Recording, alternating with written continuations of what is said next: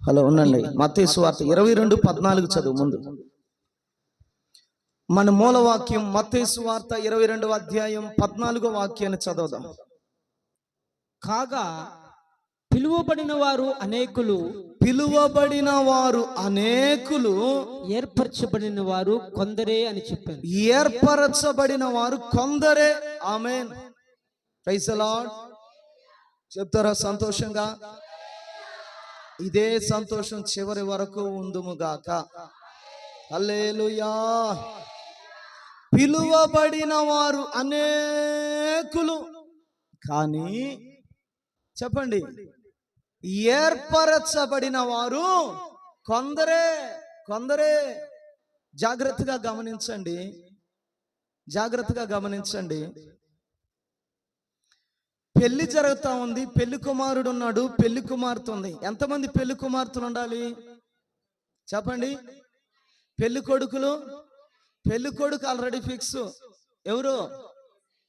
పెళ్లి కుమార్తె మనందరము ఆయన శరీరములోని అవయవాలం.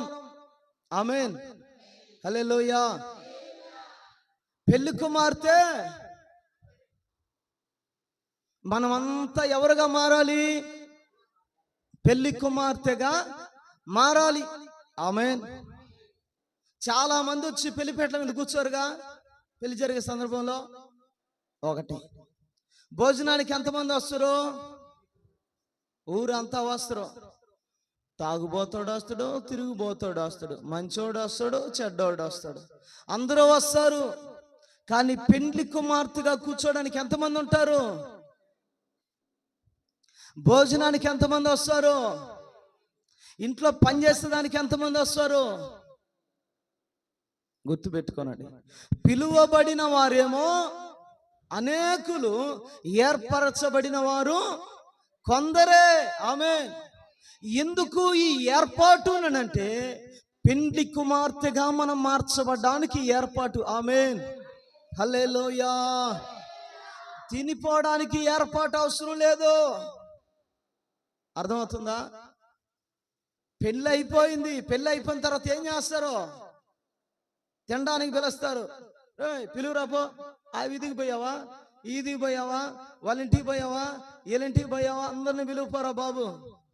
అందరినీ పిలుస్తారు. వచ్చిన వాళ్ళల్లా ముద్దిని పోతా ఉంటారు.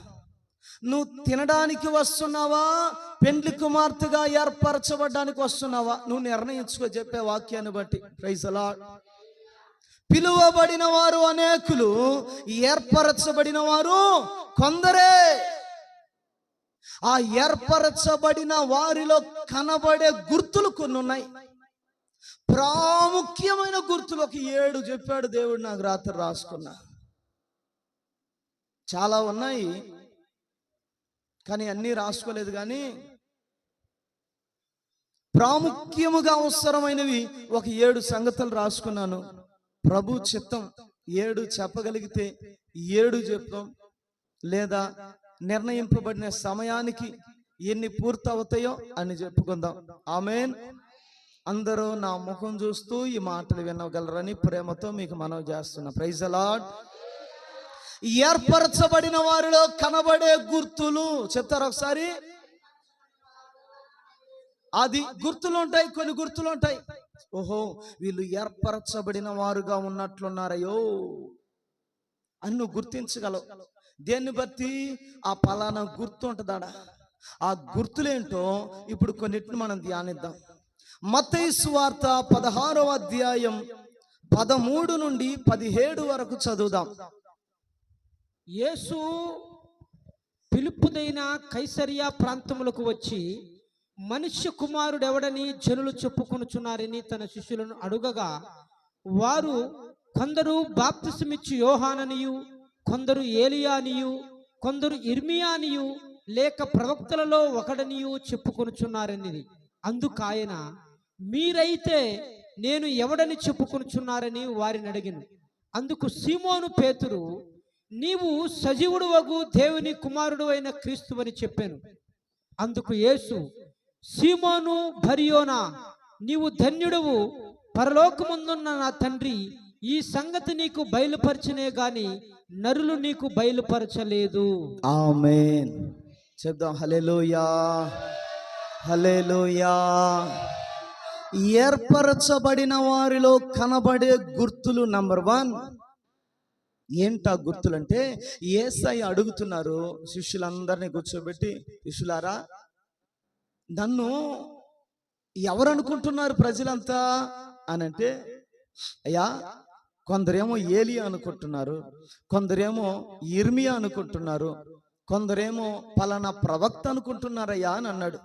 సరేరా బాబు, వారందరూ ఏదో ఒకటి అనుకుంటున్నారు, ఓకే. అయితే మీరు నన్ను గురించి ఏమనుకుంటున్నారు, నన్ను ఎవరు అనుకుంటున్నారు మీరు అని అంటే, మన పేతురు, ప్రేమ గల పేతురు పరుగెత్తుతా వచ్చి, ప్రభువా నేను చెప్తానని ఏమంటున్నాడు, నీవు సజీవుడు వగు దేవుని కుమారుడు అయిన క్రీస్తువని. చప్పట్లు కొట్టి ప్రభు నామాన్ని కనపడతాం. ప్రైజ్ ది లార్డ్, హల్లెలూయా. పేతురు చూడండి ఏం చెప్తున్నాడు, ప్రభువా నీవు సజీవుడు అయిన దేవుని కుమారుడవు. ఆమేన్.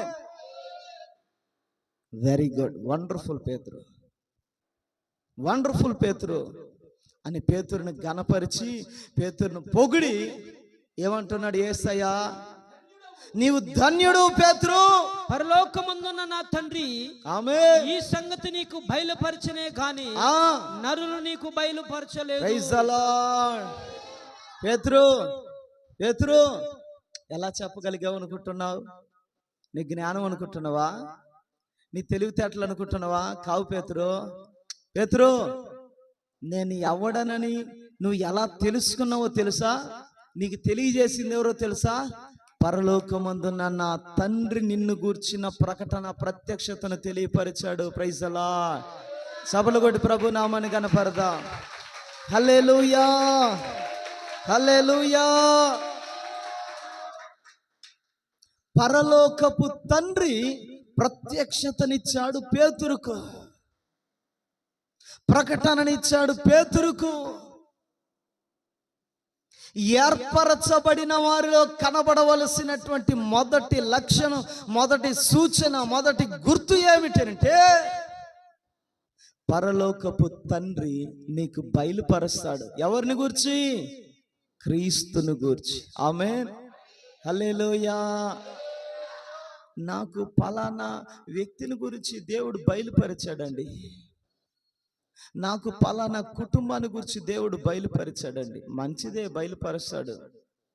కానీ ప్రాముఖ్యమైన ప్రత్యక్షత, ప్రాముఖ్యమైన ప్రకటన ఏమిటంటే, క్రీస్తుని గురించి మనకు ప్రత్యక్షత రావాలి. ఆమేన్. మనుషులను గూర్చిన వచ్చిన ప్రకటన, ప్రత్యక్షత, దర్శనం ఏం చేస్తుంది అని అంటే, వాళ్ళ లోపాలను చూసి, వాళ్ళ బలహీనతలను చూసి, నాకు ఎప్పుడో చూపించాడు వాళ్ళ బతుకులు ఇదంట అని మనలోనికి ఏమొచ్చేస్తుందంటే, ఒక అహం బయలుదేరి మనకు తెలియకుండానే మనలో ఒక నిర్లక్ష్యపు ఆత్మ బయలుదేరి మన ఆత్మీయ జీవితాన్ని నిర్లక్ష్యపరిచేసుకుంటూ వెళ్ళిపోతాం. కానీ మనకు రావలసిన ప్రాముఖ్యమైన ప్రత్యక్షత ఏమిటంటే, క్రీస్తును గూర్చిన ప్రత్యక్షత కావాలి. ఆయన ఎవరో నీకు తెలియాలి. ఆమేన్. యేసు ఎవరో నీకు తెలియాలి. అది గాని తెలిస్తే నీ ఆత్మీయ జీవితం మరొక కోణంలో ఉంటది. Praise the lord. పేతురు అంటున్నాడు, నీవు సజీవుడవగు క్రీస్తువు, నీవు దేవుని కుమారుడవైన క్రీస్తువయ్యా. నీకు తెలుసా నిజంగా ఆయన దేవుని కుమారుడని, ఆయన సజీవుడైన క్రీస్తు అని తెలుసా? ఆ గ్రహింపు మనం కలిగి ఉన్నామా? పేతురు చెప్తున్నాడండి, పరుగెత్తు వచ్చి. శిష్యులందరూ మాట్లాడలే. పేతురు చెప్తే శిష్యులు కూడా దానితో ఏకీభవిస్తున్నారు. Praise the lord.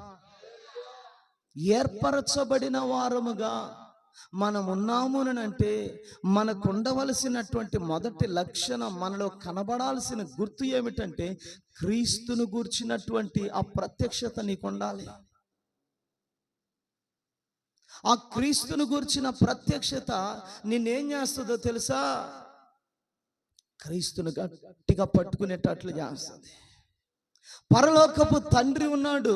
ఆ పరలోకపు తండ్రి యేసయ్యను భూమి మీదకి పంపిస్తే యేసయ్య కూడా బంధువులు ఉన్నారు. ఆమేన్. యేసయ్యకి ఎవరున్నారు? చెప్పండి కొంచెం సంతోషంగా. బంధువులు ఉన్నారు, రక్త సంబంధికులు ఉన్నారు. యేసయ్యకి అన్నలు ఉన్నారు, యేసయ్యకి అమ్మానాన్నలు ఉన్నారు, యేసయ్యకి రక్త సంబంధికులు ఉన్నారు.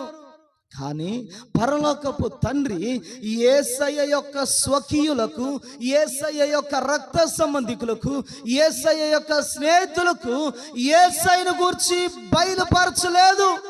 ఆమేన్. యేసయ్యను గూర్చి, క్రీస్తును గూర్చి పరలోకపు తండ్రి ఎవరికి బయలుపరిచాడు? పేతురుకు బయలుపరిచాడు. Praise the Lord. ఎవరు బయలుపరిచాడు? స్వకీయులకా? ఇంట్లో వాళ్ళకా? ఇంట్లో వాళ్ళకి తెలియదు యేసయ్య గురించి. యోహాను సువార్త 1వ అధ్యాయం 11వ వాక్యాన్ని ఒకసారి చదువుతారా?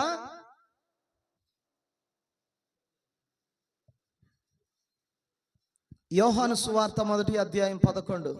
ఆయన తన స్వకీయుల యొద్దకు వచ్చెను. ఆయన తన స్వకీయుల యొద్దకు వచ్చెను గాని ఆయన స్వకీయులు ఆయనను అంగీకరింపలేదు. Praise the lord. దేవుని బిడ్డలారా, ఆలోచన చేస్తున్నారా? యేసయ్య తన స్వకీయుల యొద్దకు వచ్చాడంట, కానీ యేసయ్యను పట్టించుకోలే. యేసు ప్రభుని పక్కనుండి కాసేపు అన్నట్టుండ్రు. ఆవిడ చెప్తాడు, అడిపోయి ఆడుకోపోయి ఆడేం పని నీకని అంటాడు. చీప్గా చూస్తున్నారు, చులకనగా చూస్తున్నారు. యేసయ్యను గూర్చిన ప్రత్యక్షత తన ఇంటిలో ఉన్న వారికి లేదు. అందుకే యేసయ్య అంటే పెద్ద లెక్కేం లేదు, పెద్ద లెక్క చేయట్లే. స్వకీయుల యొద్దకు వచ్చాడట ఆయన. యేసును వారు అంగీకరించలే. ఎవరిగా? క్రీస్తుగా అంగీకరించలా. పరిసయ్యులు, సద్దూకయ్యుల దగ్గరకు వచ్చాడు, వాళ్ళు అంగీకరించారా? ధర్మశాస్త్రోపదేశకుల దగ్గరకు వచ్చాడు, అంగీకరించారా? యూదుల దగ్గరకు వచ్చాడు, అంగీకరించారా? ఇశ్రాయేలు ప్రజల దగ్గరకు వచ్చాడు, అంగీకరించారా? లేదు.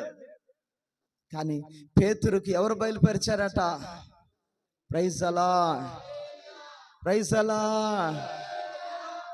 పరలోకపు తండ్రి మనకు ప్రకటన రిలీజ్ చేస్తే క్రీస్తును మనం గట్టిగా పట్టుకోగలం. Praise the Lord. హల్లెలూయా. యోహాను సువార్త 6:67 నుంచి చదువు నాయనా. 70 వరకు చదువు.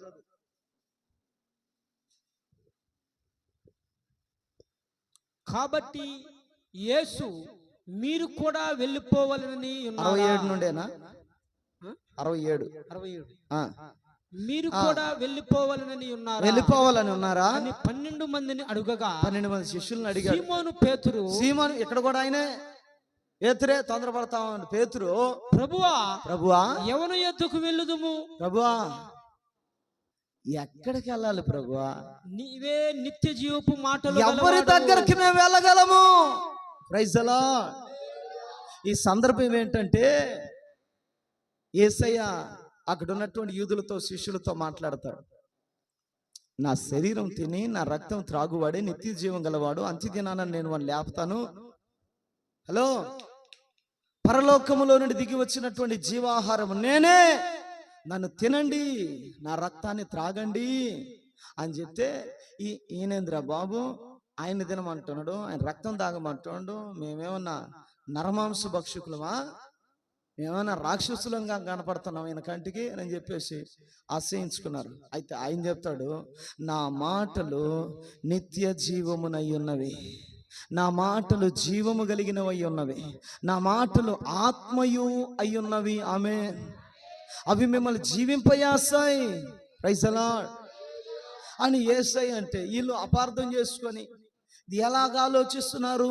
మనుష్య తలంపులతోనే ఆలోచన చేసి యేసయ్యొద్దును గీసయ్యొద్దు పరని ఆయన మనల్ని తినమంటున్నాడు. ఆయన్ని మనం తింటామా? ఆయన రక్తం తాగడానికి వచ్చినవా? ఏంద్రా ప్రభు ఇట్లా అపార్థం చేసుకున్నాడు మమ్మల్ని. ఇన్ని రోజుల నుంచి ఆయనతో ఉన్నాం కదా, ఇదేనా మమ్మల్ని అర్థం చేసుకున్నది ఆయన అని చెప్పేసి యేసయ్యని వీళ్ళు అపార్థం చేసుకొని కట్టగట్టారు. ఎక్కడికి? అనేకులు వెనుక తీసి ఎన్నడూ ఆయనను వెంబడింపలేదు. ఎప్పుడు ఆయన దగ్గరకు రావడానికి కూడా ఇష్టపడలేదట. ఎందుకు వీళ్ళు ఎప్పుడు చూసిన వీళ్ళ వ్యవహారం ఏంటంటే, యేసు ప్రభు మమ్మల్ని ఎప్పుడు అర్థం చేసుకునేదా? యేసు ప్రభు ఇన్ని రోజుల నుంచి నమ్మినాం, మేము ఆయన దగ్గరకు వస్తున్నాం, ఏందిరా మనకు చేసినాడు ఆయన మేలా?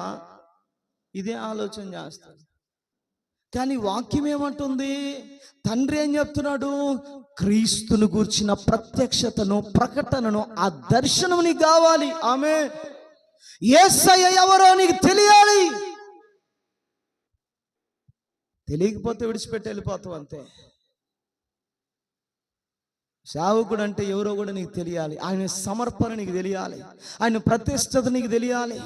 ఆయన ఏం చెప్తున్నాడో, ఉపదేశమా లేకుంటే కల్పింపబడిన ప్రతి ఉపదేశమా? ఏం చెప్తున్నాడు ఈ సేవకుడు? ఆ సేవకునిలో పరిశుద్ధత ఎంత?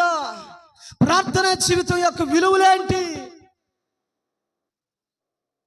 శిష్యులే, కానీ యేసయ్యను, క్రీస్తుని గురించిన ప్రకటన లేక, క్రీస్తుని గురించిన ప్రత్యక్షత లేక అనేకులు వెళ్ళిపోయారు. కానీ పేతురు అంటున్నాడు, ప్రకటన కలిగిన పేతురు, ప్రైజ్ ది లార్డ్, ప్రత్యక్షత కలిగిన పేతురు చెప్తున్నాడు, దర్శనము కలిగిన పేతురు చెప్తున్నాడు. ఏమని? మిమ్మల్ని విడిచి మేము ఎక్కడికి పోగలమయ్యా? ఎక్కడికి పోగలం మేము? ఎవరున్నారు మాకు? మాకున్న ఏకైక ఆధారం, ఒకే ఒక్క దిక్కు నీవేనయ్యా. ఆమె మాకున్న ఆధారము నీవే, మా ఆశ్రయము నీవే. మాకెవరు లేరు ప్రభు. ఇక లోకంలో ఎంతో మంది ఉన్నారు, కానీ పేతురు ఉద్దేశం ఏంది? నిత్య జీవపు మాటలు గలవాడు నీవే. ఆమేన్. నిత్య జీవపు మాటలు పలికే కలిగినటువంటి వ్యక్తులు ఈ లోకంలో లేరు ప్రభు. కాబట్టి మేము ఎక్కడికి పోలేమిక. ఆమేన్. మన పరిస్థితి ఏంటి మరి? మనకు చీము చిట్టుకు కనకూడదు.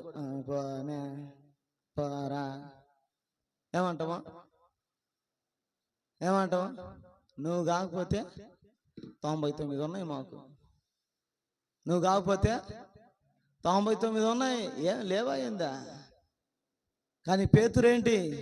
ప్రత్యక్షత కలిగిన వాడు పేతురు. Praise the lord. ప్రకటన కలిగిన వాడు, దర్శనము కలిగిన వాడు, నిత్య జీవపు మాటలు కలిగిన వాడు నీవేనయ్యా. నిన్ను విడిచి మేము ఎక్కడికి పోగలం ప్రభువా? దీనంగా వేడుకుంటున్నాడండి పేతురు. పేతురు ఎంత ప్రేమిస్తున్నాడో, పేతురు ఎంత యేసయ్యను అర్థం చేసుకున్నాడో, పేతురు యేసయ్యను గురించి ఎంత తెలుసుకున్నాడో, ఎంత గ్రహించాడో, తండ్రి ఎంత బయలుపరిచాడో, పేతురు క్రీస్తుని ఎంత ఆరాధించి చూశాడో, ఎంత స్కానింగ్ చేస్తుంటాడో. పేతురుతో యేసయ్య వెళ్తున్నప్పుడల్లా యేసయ్య ఏం మాట్లాడుతున్నాడు, ఎలా మాట్లాడుతున్నాడు, ఎలా చూస్తున్నాడు, ఇప్పుడు ఎలా ఉన్నాడు, అప్పుడు ఎలా ఉన్నాడు, ఆత్మానుసారమైన మనస్సుతో స్కానింగ్ చేస్తుండొచ్చేమో పేతురు. పేతురు వచ్చి మాట్లాడుతున్నాడు, నిత్య జీవపు మాటలు గలవాడు అయ్యా, నిన్ను విడిచి మేము ఎక్కడికి వెళ్ళగలమయ్యా? ఎవరున్నారని పోగలం? మాకెవరు లేరయ్యా అని పేతురు చెప్పగలడు. ఏర్పరచబడిన వారిలో కనబడేటువంటి లక్షణం అండి ఇది. Praise the Lord. క్రీస్తుని గురించిన ప్రకటన నీకుంటే ఆయన విడిచిపెట్టిన పోలేవంతే. Praise the Lord. రూతమ్మకు నయోమిని గురించిన ప్రకటన ఉంది, నయోమిని గురించిన ప్రత్యక్షత ఉంది. రూతమ్మ ఏం చేసింది? విడిచిపెట్టేసిందా? వార్ప విడిచిపెట్టేసింది, ఒక స్మాల్ కిస్ పెట్టేసింది, వదిలిపెట్టేసింది. కానీ చెప్పండి, రూత్ సంగతి ఏంటి? నిన్ను విడిచి నేను ఎక్కడికి వెళ్ళగలనమ్మా? Praise the Lord. ఏముందనే పిచ్చిదానా నాక, నేను ముసిలిదాన్ని అయితేనో అని అంటా ఉంటే, నీ శరీరం ముసలిదే, కానీ నీలో ఎవరున్నారు? క్రీస్తు ప్రేమ. Praise the lord. క్రీస్తును కనుగొన్నది నా ఋతు. అలాగా ఈరోజు సేవకునిలో నువ్వేం చూస్తున్నావు? క్రీస్తులో నువ్వేం చూసావు? క్రీస్తును గూర్చిన ప్రకటన, ఆ ప్రత్యక్షత, ఆ దర్శనం నీ గుండెల్లో ఏమని ముద్రించుకొని ఉన్నావు? కొంతమందికి మంచిగా ఉన్నాం అనుకో, మంచిగానే ఉంటది. కొంచెం చీవుగానే చిట్టక్కని అనుకో, ఏమైపోద్ది? ఆ మంచి అంతా ఏమైపోద్ది? ఆ మంచి అంతా నడిపింపులో ఉన్నంతసేపు 1 గంట అయినా కూడా, 1:30 అయినా, 2 అయినా కూడా ఏమంటాం మనము? ఏమంటాం? అది ఆత్మ నడిపింపు అండి. సేవకుని ఆత్మదేవుడు నడిపించినంతకాలం నడిపిస్తాడు అని ఇంకొకరు కూడా చెప్తాం. ఎప్పుడు? నడిపింపులో ఉన్నప్పుడు. నడిపింపులో లేవనుకో, అక్కడ ఆయన ఇష్టమయ్యా, ఆయన ఎప్పుడు అయినా ఆపుతాడు. 2 అవుతుంది, 3 అవుతుంది, ఎప్పుడు ఆపుతాడో తెలియదు. అది ఏమనంటే ఆత్మ నడిపింపు అంటాడయా అని అంటాం. కారణం ఏంటి? ముందేం చెప్తున్నాము? నడిపింపులో ఉన్నప్పుడు ఒకటి చెప్తున్నాం, నడిపింపు లేనప్పుడు ఇంకొకటి చెప్తున్నాం. కానీ నీ గుండెల్లో ఉన్న దర్శనం ఏంటి? క్రీస్తుని గురించిన ప్రకటన, ప్రత్యక్షతను ఏం పొందుకున్నావు? నీకై నువ్వు నీ ఉద్రేకముతో పొందుకున్న ప్రకటన, నీ ఉద్రేకముతో వచ్చిన దర్శనమా? పరలోకములో నుండి తండ్రి అనుగ్రహింపబడిన ప్రత్యక్షతన? Praise the Lord, praise the Lord. పరలోకములో నుండి తండ్రి అనుగ్రహింపబడిన ప్రత్యక్షత అయితే ఆయన విడిచి నువ్వు బాలేవు. ఆయన విడిచి నువ్వు బాలేవు. బోధను విడిచిపోలేవు, సంఘాన్ని విడిచిపోలేవు, సేవకుని విడిచిపోలేవు, సహవాసాన్ని విడిచిపోలేవు. ప్రైజ్ ది లార్డ్, హల్లెలూయా. పేతురులో కనబడే మొదటి లక్షణం, నేను ఏర్పరచబడిన వ్యక్తిని. ఆమె రెండవ విషయాన్ని చూద్దాం. ఏర్పరచబడిన వ్యక్తిలో కనబడుతున్నటువంటి రెండవ లక్షణం, అపోస్తుల కార్యములు 10వ అధ్యాయం 41వ వాక్యం.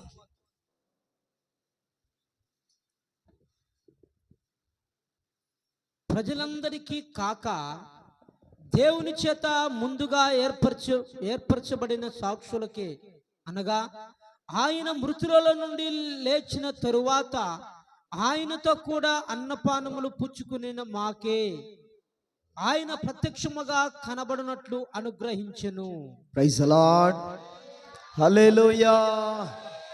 మరొకసారి స్పష్టంగా మాటను చదువుతాడు, జాగ్రత్తగా ఆలకిద్దాం. ప్రజలందరికీ కాక, ఈ మాటను పట్టుకోనండి, ఈ మాటను పట్టుకోనండి. ప్రజలందరికీ గాక. హలో, అందరికీ కాదు. అందరూ ఏర్పాట్లో లేరు. పిలువబడిన వారు అనేకులు, ఏర్పరచబడిన వారు కొందరే. ఈ ప్రకటన, ఈ ప్రత్యక్షత, ఈ దర్శనము అందరికీ కాదు. చెప్పండి, దేవుని చేత అందరికీ కాదు, కొందరికే. ప్రజలందరికీ కాక దేవుని చేత ఏర్పరచబడిన సాక్షులకే. అది ప్రైజ్ ది లార్డ్. దేవుని చేత ఏర్పరచబడిన వారు ఎవరు? ఆ గుర్తేమిటి? చదువు. దేవుని చేత ముందుగా ఏర్పరచబడిన సాక్షులకే, అనగా ఆయన మృతుల నుండి లేచిన తరువాత ఆయనతో కూడా అన్నపానములు పుచ్చుకునిన మాకే ఆయన ప్రత్యక్షముగా కనబడినట్లు అనుగ్రహించెను. ఆ గుర్తేమిటినంటే, ఏర్పరచబడిన వారిలో కనబడేటువంటి గుర్తేమిటనంటే, వారు ఉపదేశమును కలిగిన వారుగా ఉంటారు. Praise the lord. ఏమిటా ఉపదేశమునంటే, పునరుద్ధాన ప్రత్యక్షత ఉపదేశం. ఆమేన్, చెప్పండి. Praise the lord.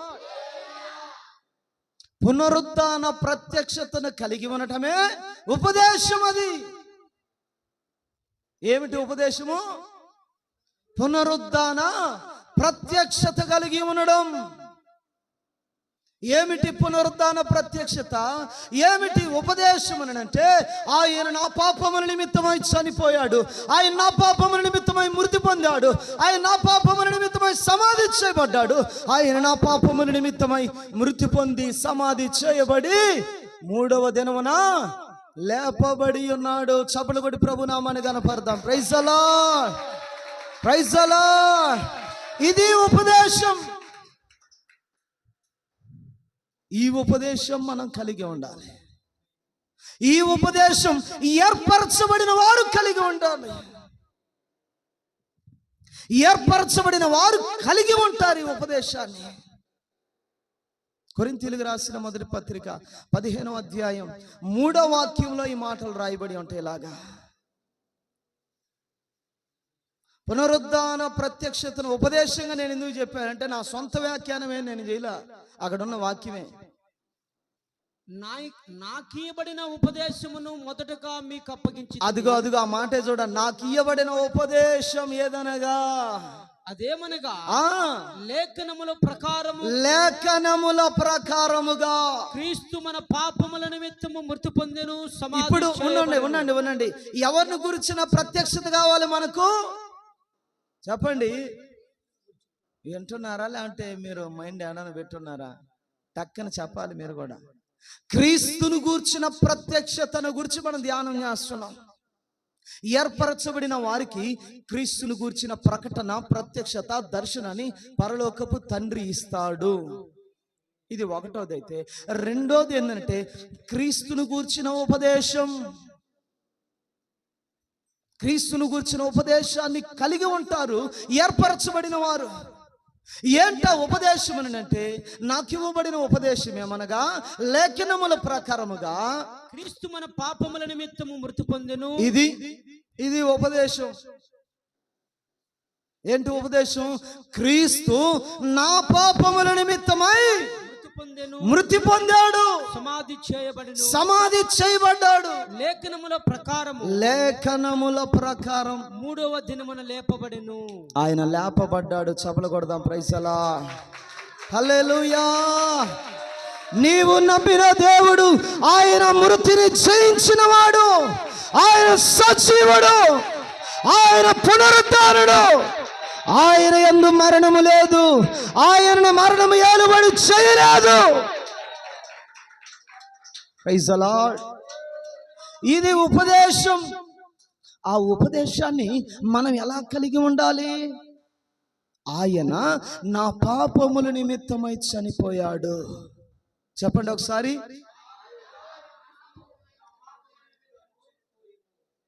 అందరూ ఒకసారి చెప్తే బాగుంటుందా? ఆయన నా పాపముల నిమిత్తమై చనిపోయాడు. ఆయన నా పాపముల నిమిత్తమై సమాధి చేయబడ్డాడు. ఆయన మృతి నొంది లేపబడి ఉన్నాడు. ఆమేన్. అయితే మనలో కనబడవలసిన ఉపదేశం ఏంటి? ఉపదేశం ఇది. ఏంటి? నా పాపముల నిమిత్తం ఆయన చనిపోయాడు, పాతిపెట్టబడ్డాడు, తిరిగి లేపబడ్డాడు. ఇది ఉపదేశం. మనలో కలిగి ఉండవలసిన ఉపదేశం ఏంటంటే నా పాపముల నిమిత్తమై ఆయన చనిపోయాడు. ఈ మాటను పర్టికులర్గా గమనించండి. పాపము వలన వచ్చు జీతము మరణం. పాపం చేసింది ఎవరు? అటు చూస్తారా? ఏమో నాకేం తెలుసు అన్నట్టుగా చూస్తాను. ఏందా వాడెవడు యూట్యూబ్లో చెప్పినట్టు ఎందరు దర్శనం ఎవరు రేడిసింది సార్ నాకు తెలియదు సార్ అని చెప్పినట్టుంది. పాపం చేసింది ఎవరు? చెప్పండి నేను అని. అమ్మో నువ్వు పెద్ద పరిశుద్ధురాలుగా ఉండవు, పరిశుద్ధుడుగా ఉండవు. కాదు, మనం అందరం ఎవరమే పాపం చేసిన వారం, పాపం ద్వారా పుట్టిన వారము. నేను పాపమే చేయలేదు అనబాకు. సైతాను కూడా నీలో నేను మాట్లాడతాడు, జాగ్రత్త, తను తరిమేసేయి. Praise the lord. నేను పాపం చేశా. చెప్పండి. పాపం వలన వచ్చు జీతము. ఇప్పుడు చావాల్సింది ఎవరు? నేను. చెప్పండి ఎవరు? చావవలసిన మనలని ఇప్పుడు యేసయ్య ఏం చెప్పాడు?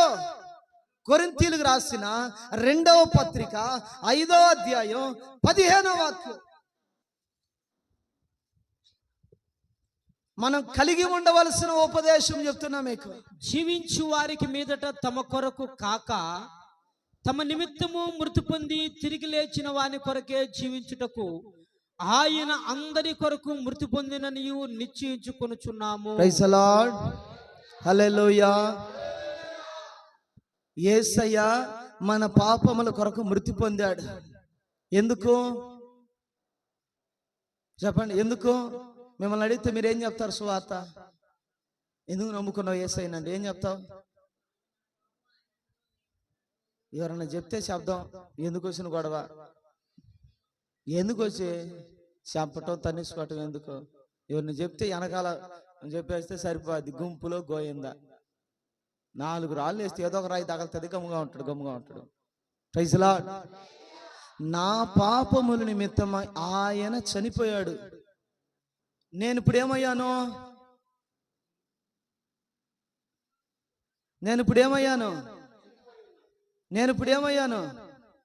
నా పాపముల నిమిత్తం ఆయన చనిపోయాడు.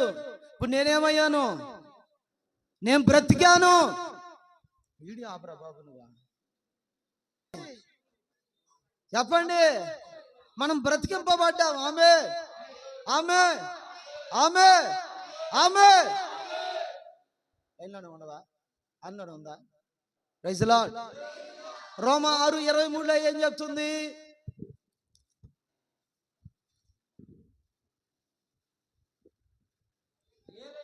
ఏలయనగా పాపము వలన వచ్చు జీతము మరణము, అయితే దేవుని కృపావరము మన ప్రభువైన యేసుక్రీస్తునందు ఉన్న నిత్య జీవము. ఆమేన్. ఈ రోజు మనం బ్రతికి బట్ట కట్టగలుగుతున్నామంటే ఎవరి ద్వారా? చెప్పు, ఎవరి ద్వారా? పొరపాటును కూడా జబ్బాకు నేనే చేసింది, నా ద్వారానే, నేను లేకపోతే ఏం లేదు అనవాకు. ఎవరి ద్వారా? ఆయన కృప ఇచ్చాడు కాబట్టి నువ్వు నేను చేయగలుగుతున్నావు. ఆమేన్. బ్రతికాము మనం ఆయన చనిపోవటాన్ని బట్టి. బ్రతికిన మనం ఏం చేయాలి? ఇప్పుడు 2 కొరింథీయులు 5:15 ఏం చేయాలి? ఇది ఉపదేశాన్ని కలిగి ఉండడం అంటే జీవించువారు ఇక మీదట, జీవించు వారికి మీదట తమ కొరకు కాక. ఉండయ్యా, హలో ఒకసారి నా వైపు చూస్తారా? జీవించువారు పలుకుతారు ఒకసారి. జీవించువారు ఇక మీదట తమ కొరకు కాక. ఇప్పుడు ఇంకొకసారి, జీవిస్తున్న నేను నా కొరకు కాదు, క్రీస్తు కొరకే నేను బ్రతకాలని ఆ నిశ్చయిత నాకు కావాలి. ఇది ఉపదేశాన్ని కలిగి ఉండటం అంటే. Praise the lord. ఏర్పరచబడిన వారిలో కనబడుతున్న కనబడవలసిన రెండవ లక్షణం, గుర్తు, సూచన, ఆనవాలు ఏంటది? జీవించు వారికి మీదట తమ కొరకు కాక. నా కోసం నేను బ్రతకూడదు. అది ఏర్పరచబడిన వారిలో కనబడే గుర్తు ఏంటంటే వాళ్ళ కోసం వాళ్ళు బ్రతకరేక, వారి కోసం వారు బ్రతకరు. నాకు అది కావాలా, నాకు ఇది కావాలా, అక్కడ పోవాలి, ఇక్కడ అన్నీ కట్టుబెట్టి నా పరిస్థితి ఏంటి ఇప్పుడు? ఆయన కొరకే ఏదైనా. ఎంతమంది మనం చెప్పగలం నేను ఆయన కొరకే బ్రతుకుతున్నానని? నీ ప్రార్థనలో, నీ మాటలో, మన భక్తిలో, మన ఆలోచనలలో, మన ప్రవర్తనలో, మన క్రియలో దేనిని సాక్ష్యముగా చెప్పగలం, నిలబెట్టగలం యేసు ఎదుట? నేను నీ కొరకే బ్రతుకుతున్నానయ్యా అని మనం చెప్పగలమా? ఏర్పరచబడిన వారిలో కనబడుతున్న గుర్తండి అది. ప్రైజ్ ది లార్డ్, హల్లెలూయా. నా భార్య అంటే భలే ఇష్టం నాకు. నా భార్యని చూడకుండా నేను ఉండలేను అసలు. నా బంగారం ఇది, నా బుజ్జి, నా గజ్జి, ఎవరంట చెప్పండి, ఎవరంట? ఎవరామె? ఎవరి కోసం ఆయన బతికేది? ఆమంటది, మా ఆయన గోల్డ్, మా ఆయన, మై హబ్బీ, మై హస్బెండ్. ఉట్టిదే దొంగ ప్రేమలు ఇవన్నీ, దొంగ ప్రేమలు ఇవన్నీ. మోసపోవాకండి, మోసపోవాకండి. నేను చెప్తున్నా, నా మాట కాదు, వాక్యం. దొంగ ప్రేమలు ఇవన్నీ ఎప్పుడు దాకుంటే ఆ ప్రేమలో నీకు నీ భార్యకి మంచి ఉన్నంతసేపే ఆ ప్రేమ. తర్వాత ఒక రోజు సీము చిటక్కనింది అనుకో, ఈ రాత్తాడిక కట్టింది లేదు, గిట్టింది లేదు, ఏమవుతుంది? పెరికిండ్రు అంటే ఇక నా ఏసు రక్తమే ఎగిరి అవతల పడిపోతుంది. అరే నేను బుజ్జి అన్నావు, నేను గజ్జి అన్నావు. గజ్జి లేదు, బజ్జి లేదు. బజ్జీలు అమ్ముకునేవాడు నువ్వెవడురా? నువ్వా ఆడ బజ్జీలు అమ్ముకునేవాడు తీసుకొచ్చిన. Praise lord. ఏర్పరచబడిన వారిలో కనబడాల్సిన లక్షణం ఏంది? యేసు కొరకే నా బ్రతుకు. ఆమేన్. మనుషుల కొరకు కాదు, మనుషుల కొరకు కాదు, వస్తువుల కొరకు కాదు, అవసరాల కొరకు కాదు, యేసు కొరకే. నన్ను బ్రతికించింది యేసు. ఆమేన్. జీవించు వారు ఇక మీదట తమ కొరకు కాక తమ నిమిత్తం మృతి పొంది లేచిన వాని కొరకే. ఆమేన్. అంటే దాని అర్థం, ఇంకొక అర్థం ఏంటంటే, నాలో పాపము కనబడనివ్వకుండా బ్రతకాలి నేను. ఆమేన్. నాలో ప్రతిదినం పాపాన్ని చంపుతూ బ్రతకాలి నేను. ఆమేన్. కొరింథీయులకు రాసిన మొదటి పత్రిక 15వ అధ్యాయం 31వ వాక్యంలో పౌలయ్య గారు రాస్తాడు, సహోదరులారా, మన ప్రభువైన క్రీస్తు యేసునందు మిమ్మును గూర్చి నాకు కలిగి ఉన్న అతిశయము తోడు నేను దినదినము చనిపోవచ్చున్నానని చెప్పుదును. Praise the Lord. హల్లెలూయా. పౌలయ్య ఏం చేస్తున్నాడట? దినదినము. ఏమయ్యా, ఏమంత బాధ, ఏమంత కష్టం ఏమొచ్చింది? ఎవరు నిందలేశారు? ఎవరు అవమానించారు? ఏమంత ఎందుకు చనిపోవాలా? దినదినము చస్తా బ్రతుకుతున్నాడంట ఆయన. దేవుని పిల్లలారా, ఒకసారి ఆలోచించండి. ఏర్పరచబడిన వారిలో కనబడాల్సిన లక్షణం ఏంటది? దినదినము చనిపో, దినదినము చనిపోవుచున్నాము. తర్వాత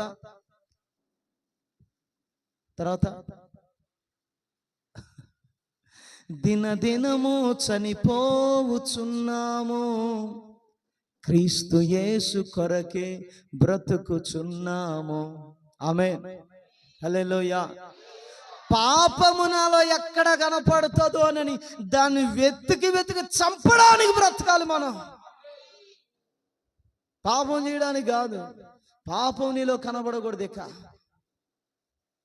ఏ పాపమైతే యేసయ్యను చంపేలాగా చేసిందో ఆ పాపము నాలో నేను చంపాలి, ఇది మొదలుకొని. ఆమె పాపాన్ని చంపుతూ ఉంటాడు ఏర్పరచబడిన వారు. మొహమాటం పెట్టుకోడు, పాపంతో రాజీ పడ్డు, పాపంతో లాలూచీలు ఉండవు. చంపుతాడు దాన్ని. ఇతరులో కాదు, ఎవరిలో? నీలో నువ్వు చంపుకోవాలా, పాపాన్ని చంపుతూ ఉండాలి. ఆమేన్. హల్లెలూయా, హల్లెలూయా. ఇది ఉపదేశం. ఏంటి ఉపదేశం? నాలో పాపాన్ని నేను ప్రతిరోజు చంపుతా ఉండటమే, చంపుతా ఉండటమే. ఆలోచనలో, తలంపుల్లో, ఊహల్లో, ఉద్దేశాల్లో, నిర్ణయాల్లో, మాటల్లో ఉన్న పాపాన్ని చంపుతా బ్రతకాలి. Praise the lord. ఏర్పరచబడిన వారిలో కనబడుతున్నటువంటి రెండు లక్షణాలు. మూడో లక్షణం చెప్తా చూడండి. రోమీయులకు రాసిన పత్రిక 8వ అధ్యాయం 33వ వాక్యం. దేవుని చేత ఏర్పరచబడిన వారి మీద, దేవుని చేత ఏర్పరచబడిన వారి మీద నేరము మోపువాడు ఎవడు? ఆమేన్. ఆమేన్. నువ్వు దేవుని చేత ఏర్పరచబడిన వాడవైతే నీ మీద ఎవడో నేరం మోపలేడు. చెప్పండి ఆమేన్. ఆమేన్. నేరము ఎవడో మోపలేడు. ఎవడో మోపలేడు. మనము దేవుని పక్షవారమై ఉండగా మనకు విరోధి ఎవడు అని వాక్యం ఉంటుంది. దేవుడు నీ పక్షమై ఉంటుండగా నీకు ఎవడు విరోధి, ఎవడు నీకు వ్యతిరేకంగా నిలబడగలడు అని ఉంటుంది. అలాగా నువ్వు దేవుని చేత ఏర్పరచబడిన వాడవైతే నీ మీద నేరం ఎవరు మోపగలరబ్బా? ఎందుకు మోపలేరు? రెండో విషయంలో ఏం నేర్చుకున్నాము? దినదినము చనిపోవచ్చున్నాను. ఇంక నీలో ఏడ కనపడుతుంది నీ మీద నేరం మోపడానికి? లింక్ చూడు. 1వ దానికాడి నుంచి క్రీస్తు ప్రత్యక్షత, క్రీస్తుని గురించి తెలుసుకోవడం, క్రీస్తు మన పాపముల గురించి మృతి పొంది సమాధి చేయబడి మృతులలో నుండి లేపబడిన అనుభవం, పాపాన్ని మనం చంపడం. 3వ దానికాడికి వస్తే ఎవడు నేరం మోపగలడు? ఎప్పుడు మోపలేడు అని అంటే ప్రతి దినము నువ్వు పాపాన్ని ఏం చేయాలి? చంపుతూ ఉండాలి. అందుకే పౌలయ్య మరొక చోట కొరింథీయులకు రాసిన 1వ పత్రిక 9వ అధ్యాయం 27వ వాక్యం అనుకుంటాను, అక్కడ రాస్తాడు, ప్రకటించిన నేను భ్రష్టుడునవుతానేమోనని నా శరీరాన్ని నేను నలగొట్టుకొనుచున్నాను అని అంటాడు. Praise the lord. నీ మీద నేరం మోపబడకుండా ఉండాలంటే నీ శరీరాన్ని నువ్వేం చేయాలి? నలగొట్టుకోవాలి. శుద్ధి శానం తెచ్చుకో రేపు, అంతే కదా? శుద్ధి శానం తెచ్చుకో, నలగొట్టుకో కాలు చేతులు. అలా కాదు, ఉపవాసాన్ని ప్రతిష్ఠించాలి. ప్రార్థన లేదు ఈరోజు. అబ్బా, ఎరగబడి మంచం మీద దొల్లాటం కాదు,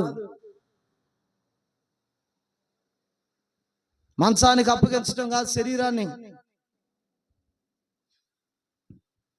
ఏమిరా వాటా నిద్రపోతు, వారం రోజులు నిద్ర లేదబ్బా, తలకాయ పట్టేస్తుంది, ఒళ్ళు పట్టేస్తుంది. ఇప్పుడు ఇరగబడి మంచం మీద, మంచం కీళ్ళు కాలు ఇరిగిపోయిందా? పడుకో. అవకాశం వస్తే ఏం చేయాలి? ఉపవాస దినం ప్రకటించు. మోకాల మీదకి రా, నీ బలహీనతలన్నీ రాసుకో. ఎందుకు ఎదగలేకపోతున్నావు, ఎందుకు ముందుకు సాగలేకపోతున్నావు రాసుకో. కడుపు కట్టి ఏం చేయాలి? ఏడవడానికి ప్రయత్నించు. Praise the lord. నీ మీద ఎవరు మోపగలరు నేరం? సాతానుగాడు మోపగలడా? ఏమని మోపుతాడు? ఏమని మోపగలడు? ఎవడు మోపగలడు నీ మీద? ఆమేన్. యేసయ్య సవాల్ చేస్తున్నాడు. యేసయ్య దగ్గరకు వచ్చి ఒక యవనస్తుడు అంటాడు, అయ్యా, నేను పరిపూర్ణుడు అవ్వాలంటే నేనేం చేయాలి? నేను నిత్య జీవాన్ని పొందుకోవాలంటే నేనేం చేయాలి? నువ్వు మొహమాటం లేనివాడవు, నువ్వు సత్యవంతుడువు, నువ్వు సజ్జనుడువు, నువ్వు మంచివాడవు అని పొగడతా వస్తే యేసుప్రభు అంట, అరే బాబు, దేవుడు ఒక్కడే కదా మంచివాడు, దేవుడు ఒక్కడే కదా సత్పురుషుడు, నువ్వేంట్రా నన్ను అంటావని అంటే, అవునయ్యా, నీవే దేవుడువు, నీవే సత్పురుషుడు అని చెప్పి, నువ్వు మొహమాటం లేనివాడవయ్యా, మొహమాటం లేకుండా ఎవరిని లెక్క చేయక, దేనిని లెక్క చేయక, మొహమాటం లేకుండా మాట్లాడుతావు నువ్వు. ఆ మాటలు నిత్య జీవాన్ని కలుగు చేస్తాయి మాకు. నువ్వు మాట్లాడే ప్రతి మాటలు నిత్య జీవపు మాటలయ్యా అని చెప్తాడు ఒక చోట. 2వ చోట ఏం రాయబడి ఉంటుందంటే, యేసయ్య చెప్తాడు ఇక్కడ, యోహాను సువార్త 8:46లో చెప్తాడు, నా యందు పాపమున్నదని ఎవడు స్థాపించగలడు? Praise the lord. ఎవడు స్థాపించగలడు? నిరూపించండి ఎవరు. ప్రపంచానికి సవాల్ చేశాడు యేసయ్య. ఆమేన్, హల్లెలూయా. చెప్తున్నారు, నా యందు పాపమున్నదని ఎవడు స్థాపించగలడు? సవాల్. మనం కూడా అలా నిలబడగలగాలండి. మనం అంటాము, ఆయన మహానుభావుడు కాబట్టి ఆయన పాపం లేను, మనం ఆడు జీవిస్తూ ఈ లోకంలో. మనకంటూ అది ప్రింట్ అయిపోయింది ముందుగా. నువ్వు ప్రింట్ చేస్తున్నావు నీ హృదయంలో, దాన్ని తీసేయి ముందు, దాన్ని డిలీట్ చేయి ముందు. నేను పాపము లేని వ్యక్తిగా నేను కూడా బ్రతకగలను. ఆమేన్. చెప్పండి ఆమేన్. ఆ నేను బూతులు మాట్లాడకుండా ఉండగలను, నేను గొడవ లేకుండా ఉండగలను, నేను ఓర్చుకోగలను, నేను సహించగలను, నేను భరించగలను. ఒక్కరు కూడా ఆమె చెప్పటంలా. నువ్వు ఉండవా స్వామి, నువ్వు చెప్పినంత ఈజీ కదయ్యా, ఆడుకొచ్చి అనుభవించి చూద్దామా, వాళ్ళు పెట్టే మాటలకు వాళ్ళు పెట్టే చేస్తాడు ఎవడు భరిస్తుడా అని అట్లుంది మీరు చెప్పటం. ప్రైజ్ లార్డ్, హల్లెలూయా. నేను చేయగలను, నేను ఎందుకు చేయలేను అనే నిర్ణయం నీ గుండెల్లో నుంచి నువ్వు బయలుదేరితే నిన్ను కృప నిలబెడతది. ఆమేన్. నువ్వు నిలబడలేవు నిజమే, కానీ నీ నిర్ణయాన్ని బట్టి ఆధారపడి ఉంటుంది కృప నీ మీదకి వచ్చి నిలబెట్టేది. Praise lord. అది యేసే చెప్తున్నాడు, దేవుని చేత ఏర్పరచబడిన వారి మీద నేరం మోపువాడు ఎవడు అంటే మనుషులు నియమించిన పద్ధతులతో, లోకముతో రాజీ పడకూడదు. నువ్వు రాజీ పడని జీవితం చేయాలి, మొహమాటము లేని జీవితం చేయాలి. ఎవడైతే నీకెందుకు, నీకోసం చనిపోయింది ఎవరో చెప్పండి. నువ్వు మొహమాటం ఎవరితో పెట్టుకున్నావు? మనుషులతో. అయిపోయింది, నీ పతనం స్టార్ట్ అయింది. ఓ భాషలు మాట్లాడినా నాకు దర్శనం వచ్చింది కాదు, నీ మీద నేరం మోపుతాడు. అమ్మో అప్పుడు ఒక భక్తి ఇప్పుడు ఒక భక్తి చేయబాకని అంటారు. ఫస్ట్లో నుంచే పెళ్ళగిస్తే, ఫస్ట్లో నుంచి ఆ వేర్లని తెంచుకుంటా వస్తూ ఉంటే నిన్ను అనగలరా? అనలేరు. నిన్న కూడా ఆడుంటూ కదమ్మా, ఈరోజు ఏమైందమ్మో, సరే నిన్నంటే ఆడున్నాను, నేను ఈరోజు మారు మనసు పొందుతున్నాను ప్రభువా, నేను నిలబడ్డానికి కృపణీయమై అంటావా? నచ్చలేదు కాబట్టి బాలా, ఇలాంటి ఈరోజు కూడా ఉంటాం ఆడ. Praise lord. అలా కాదు, మొహమాటము లేని భక్తి, రాజీ పడని భక్తి చేయాలి మనం. Praise lord, praise lord. అప్పుడు మన మీద ఎవడో నేరం మోపలేడు. ఏర్పరచబడిన వారి మీద నేరము మోపబడకుండా నీ మీద నేరారోపణ లేని జీవితం చేయటమే ఏర్పరచబడిన వారి జీవితం. Praise lord. 3 సంగతులు. ఇంకొక సంగతి చెప్పి నేను క్లుప్తంగా ముగించేస్తా.